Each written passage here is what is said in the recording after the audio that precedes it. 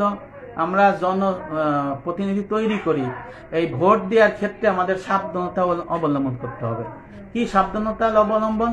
যে যদি জনপ্রতিনিধি হলো আমাদের উকিল, প্রতিনিধিও উকিল, অর্থাৎ মনোনীত ব্যক্তি।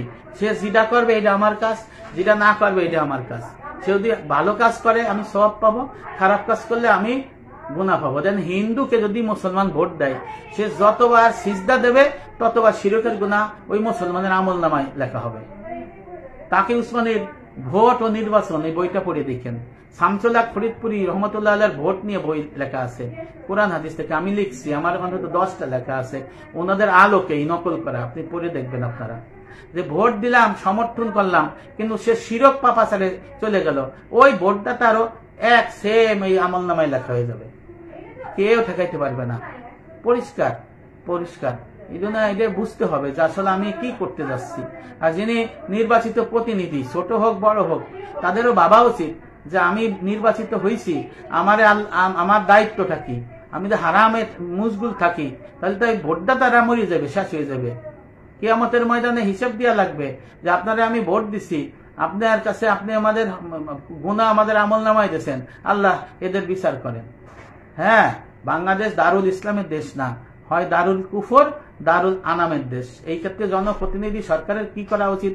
শৃঙ্খলা যাতে না থাকে, ধর্ম যার উৎসব তার, এবং সে তাদের করবে। আমরা যারা ক্ষমতাশালী আছি, প্রশাসনের লোক আছি, তারা কি করবে?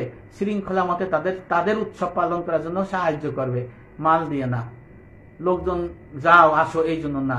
আবার অনেকে বলে প্রচার করে দিও, যা শফিরের মেলা হচ্ছে তুমি একটু প্রচার করে দিও।